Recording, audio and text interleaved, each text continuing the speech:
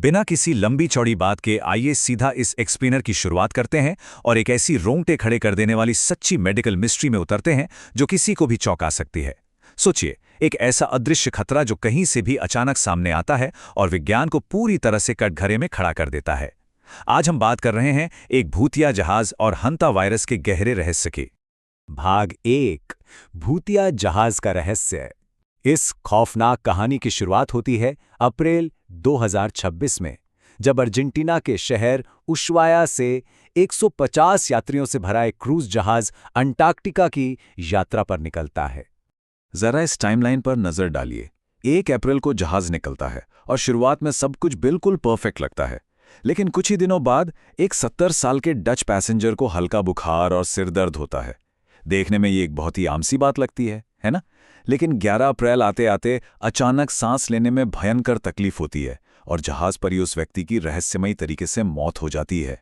24 अप्रैल को जहाज अफ्रीका के पास रुकता है, जहां उसकी पत्नी बॉडी के साथ उतरती है, लेकिन जल्द ही उसकी भी तबीयत बिगड़ती है और उसकी भी जान चली जाती है।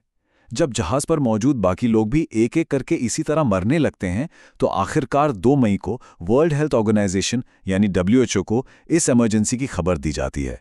तो यहाँ सबसे क्रूशियल पॉइंट ये है कि जब टेस्ट किए गए तो इस रहस्यमयी मौत के तांडव के पीछे जो नाम सामने आया, उसने दुनिया भर के स्वास्थ्य अधिकारियों की रातों की नींद उड़ा दी।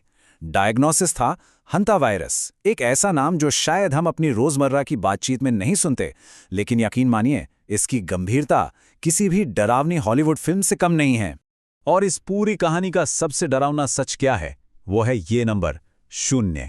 जी हां, 0। मेडिकल साइंस ने आज इतनी तरक्की कर ली है, लेकिन आज भी इस खतरनाक बीमारी के लिए ना तो कोई FDA या WHO द्वारा प्रमाणित वैक्सीन मौजूद है और ना ही कोई साबित हो चुका एंटीवायरल इलाज। अगर कोई संक्रमित होता है तो डॉक्टर सिर्फ और सिर्फ सपोर्टिव केयर दे सकते हैं। असली लड़ाई इंसान के अपने इम्यून सिस्टम को ही लड़नी पड़ती है। भाग 2 हंता वायरस का असली चेहरा। अब ये जानना बहुत जरूरी है कि आखिर ये रहस्यमयी कातिल असल में है क्या। वास्तव में हंता वायरस कोई एक अकेला वायरस नहीं है, बल्कि ये वायरसों का एक पूरा परिवार है। और जानते हैं इनका मुख्य घर क्या होता है? चूहे। अलग अलग प्रजातियों के चूहे अलग अलग प्रकार के हंता वायरस अपने साथ लेकर चलते हैं और वहीं से ये खामोशी से इंसानों तक पहुंचता है। जब ये वायरस इंसानों के शरीर में एंट्री लेता है तो मुख्य रूप से 2 बहुत ही खतरनाक तरीकों से हमला करता है। बाईं तरफ देखिए, ये है HFRS, जो आमतौर पर एशिया और यूरोप में देखा जाता है। इसमें मरीज की किडनी फेल हो जाती है और शरीर के अंदर ब्लीडिंग शुरू हो जाती है। वहीं दाईं तरफ HPS है, जो मुख्य रूप से नॉर्थ और साउथ अमेरिका में पाया जाता है। ये और भी ज्यादा खौफनाक है क्योंकि इसमें इंसान के फेफड़ों के अंदर अचानक से तरल पदार्थ यानी फ्लूइड भर जाता है, जिससे लिटरली मरीज का दम घुटने लगता है। 50%। यह आंकड़ा अपने आप में भयानक है। HPS वेरिएंट से संक्रमित होने वाले लोगों में से आधों की मौत हो सकती है। आप सोच सकते हैं, ये मृत्यु दर इतनी अधिक है कि वैज्ञानिकों के लिए इस वायरस को समझना और रोकना एक बहुत बड़ी चुनौती बन गया है। यही कारण है कि उस क्रूज जहाज पर मची तबाही ने तुरंत पूरी दुनिया का ध्यान अपनी ओर खींच लिया था। भाग 3 आउटब्रेक का इतिहास। इस पूरी कहानी में सबसे चौंकाने वाली बात शायद यह है कि ये कोई नया दुश्मन नहीं है। मेडिकल कम्युनिटी पिछले लगभग 70 सालों से दुनिया के अलग अलग हिस्सों में इस छुपे हुए कातिल का पीछा कर रही है। चलिए आगे बढ़ते हैं और देखते हैं कि ये कड़ियां कैसे जुड़ती हैं। 1950 के दशक में कोरियन युद्ध के दौरान 3000 से ज्यादा सैनिक अचानक बीमार पड़ गए थे। दशकों तक ये एक बड़ा रहस्य बना रहा। फिर 1980 के आसपास साउथ कोरियन वायरोलॉजिस्ट डॉक्टर हो वांग ली ने हंतान नदी के पास चूहों में इस वायरस की पहचान की। इसके बाद 1993 में अमेरिका के नावाहो नेशन में एक जानलेवा आउटब्रेक हुआ और बात सिर्फ वहीं तक नहीं रुकी। 2005 से 2008 के बीच अपने भारत में भी इसके मामले दर्ज किए गए। 1993 के अमेरिका वाले आउटब्रेक की कहानी बहुत ही दिलचस्प है। वहां बिल्कुल युवा और स्वस्थ लोग अचानक दम घुटने से मरने लगे थे। वैज्ञानिक एकदम परेशान थे। तब वहां के आदिवासी बुजुर्गों ने इस रहस्य को सुलझाने में एक बड़ा रोल निभाया। उन्होंने बताया कि अल नीनो के कारण हुई भारी बारिश से चिलगोजे यानी पाइन नट्स की बम्पर पैदावार हुई थी। अब ये चूहों का मनपसंद खाना है, जिससे चूहों की आबादी में अचानक बहुत बड़ा विस्फोट हुआ और इसी वजह से इंसानों में वायरस इतनी तेजी से फैलने लगा। प्रकृति का हर हिस्सा कैसे एक दूसरे से जुड़ा है, यह उसका एक शानदार उदाहरण है। और जैसा कि हमने पहले देखा, यह सिर्फ अमेरिका या कोरिया की समस्या नहीं है। 2005 से 2008 के बीच हुई एक स्टडी में तमिलनाडु के वेल्लोर में 28 कंफर्म केस सामने आए। ये केस उन लोगों में मिले जो या तो गोदामों में काम करते थे या फिर इरुला जनजाति के सदस्य थे जिनका मुख्य काम ही चूहे पकड़ना होता है। ये इस बात का पक्का सबूत है कि जो लोग चूहों के करीब रहते हैं उन पर यह खतरा खामोशी से हमेशा मंडराता रहता है। भाग 4, ह्यूमन ट्रांसमिशन का ट्विस्ट। अब तक तो साइंस यही मानकर चल रही थी कि ये वायरस सिर्फ चूहों से इंसानों में आ सकता है, लेकिन फिर कहानी में एक ऐसा मोड़ आया जिसने मेडिकल किताबों की थ्योरी को ही पलट कर रख दिया। और वो सबसे बड़ा सवाल ये था, क्या ये वायरस सीधे एक इंसान से दूसरे इंसान में फैल सकता है?